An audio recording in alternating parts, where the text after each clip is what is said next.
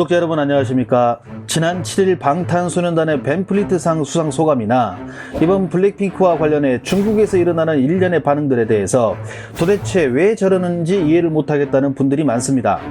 그들이 왜 저러는지, 그리고 매번 한국을 공격할 때 보이는 일정한 룰이 있습니다. 적을 알아야 이길 수 있기에 일단 그들의 패턴을 알아보고자 합니다. 먼저 공산당의 입장을 대변하는 언론을 통해 사실을 과대포장합니다. 지난번 BTS의 발언에 딴지를 건 곳이 바로 우리 채널에서 많이 언급한 황구시보입니다. 중국은 인민일보나 CCTV 같은 관영 매체를 통해서는 도저히 할 수 없는 거친 말로 상대방을 위협하거나 압박하는데 이 황구시보를 이용합니다. 그 다음 신속한 전파의 매체를 이용합니다. 앞에서 황구시보에서 뉴스가 나오면 이를 최대한 빠르게 중국인들에게 그 소식이 퍼지도록 영향력 있는 온라인 매체들을 이용합니다. 웨이보, 바이두, 소우닷컴 등을 이용해 신속하게 관련 소식을 전합니다. 이렇게 강성 민족주의에 입각해 과격하게 포장된 관련 뉴스들은 대중들에게 고스란히 정제되지 않은 채 전달되고 대중은 분노하고 여론은 그들이 원하는 대로 형성됩니다.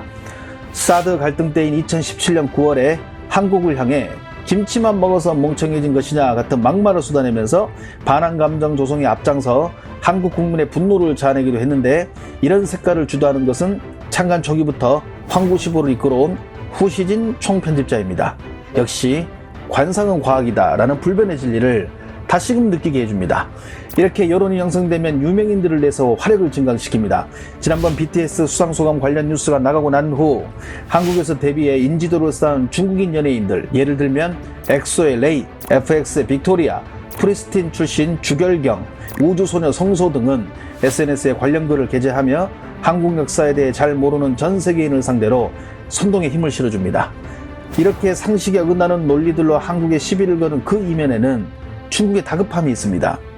대만 문제부터 화웨이까지 현재 최악의 미중 관계에서 바이든의 등장은 그동안 한국이 중국과 미국 사이에서 유보적인 자세를 취하는 것보다 미국과의 전통적인 동맹관계를 더 중시할 것 같은 분위기로 흘러가니 중국은 다급하고 초조해질 수밖에 없습니다. 지금 중국은 미국의 대공세에 직면해 있습니다. 여기에 세계 10위의 경제력에 6위의 군사력을 갖춘 한국은 중국에게도 경제적, 안보적 파트너로서 매우 중요한 존재입니다.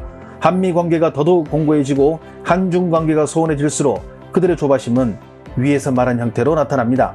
이번 미국 대선에서 승리한 조 바이든 민주당 대선 후보는 한국을 혈맹, 좋은 친구라고 부르면서 각별한 마음을 종종 표시한 것으로 알려져 있습니다. 바이든은 다자주의적 관점에서 미국의 국제사회 역할과 주도권을 중시하고 동맹의 전략적 가치를 소중히 하는 태도를 보여왔습니다. 그의 입장에서 당연히 동북아 요충지인 한국은 중요한 파트너일 수밖에 없고, 실제로 한국의 우호적인 의정활동을 하는가 하면 수차례 한국을 방문하기도 했습니다. 그는 36년의 상원 의원 기간 동안 각별히 한국을 챙기는 모습들을 많이 보여왔습니다.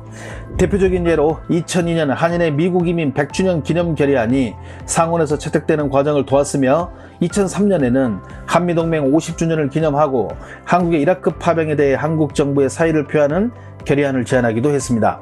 이런 바이든은 대중국 정책이나 한반도 정책 등이 트럼프와는 스타일이 다르며, 한국이 이와 궤를 같이하여 중국을 견제하는 데 함께 동참할 경우 중국은 그나마 남아있던 출구마저 막히게 되니 중국이 느끼는 압박감은 대단할 것입니다. 미 보수 진영에서 바이든을 친중이라 비판한 것과 달리 미국 내 반중 기류는 계속될 것이란 전망이 많습니다.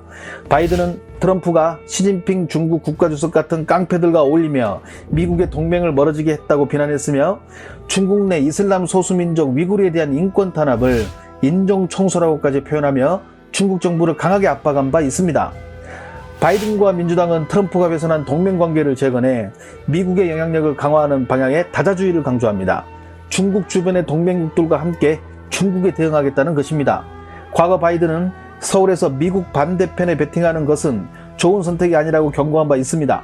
미국은 지금까지 일본, 인도, 호주와 함께 중국을 압박하고 있었으며, 여기에 동맹국 중 한국만이 유보적인 자세를 취하고 있었습니다. 중국이 이를 모를 리가 없습니다. 그렇기에 중국은 한국이 바이든의 정책에 동조하여 대중 압박에 가세하는 것을 원치 않을 것입니다. 다른 나라 연예인들의 신변잡기에 국가가 나서 분노하고 이해 못할 논평을 내놓는 그 이면에는 그만큼 한국의 선택에 초조해하고 있다는 것을 반증하는 것입니다. 특히 한국은 이미 사드 사태를 겪은 경험이 있으며 과거와는 다른 외교력과 지나치게 중국에 의존하는 대중무역 정책에도 변화를 시도하고 있는 터라 중국은 더 속이 타들어갈 것입니다. 하나 더, 중국의 군사 전문가들이 우려하는 부분이 따로 있습니다. 바이든이 동맹국을 이용한 대중압박 정책을 강력하게 수행할 경우 그동안 트럼프 정부에서 더디게 이뤄졌던 한국의 핵 추진 잠수함 사업과 미사일 사거리 연장이 신속도로 진행될 수 있다는 점입니다. 정부는 2030년대 초반 핵 잠수함을 실전 도입하기 위해 미국에게 핵 연료를 구입하고 싶다고 했지만 미국은 한미 원자력 협정은 군사적 목적의 핵 연료 사용을 제한한다는 이유로 거부 의사를 밝혔습니다. 또한 우리 군은 국내 어디서든 북한 전역을 사정권에 두는 미사일 전력을 갖추기 위해선 사거리 1000km 이상의 탄도미사일 개발이 필요하다고 보고 있습니다. 만약 한국이 사거리 1000에서 3000km 이상의 준중거리 탄도미사일을 개발하면 중국 견제에 도움이 될 것이라는 판단은 현재 트럼프 행정부도 갖고 있는 생각입니다. 바이든 정부에서 이러한 문제가 조속히 해결된다면 한국은 기존에 보유하고 있는 사거리 800km의 현무를 벗어나 중국의 본토 전역을 사거리에 두는 대륙간 탄도미사일과 핵추진 잠수함을 이용한 대중국 정찰, 작전 감시 능력의 증가는 중국이 생각하는 최악의 시나리오가 됩니다. 이렇게 중국은 한국의 선택에 집중할 것입니다. 바이든은 이제 동맹국들과 함께 중국을 견제할 것이며 한국도 이에 적극 참여하기를 원할 것입니다.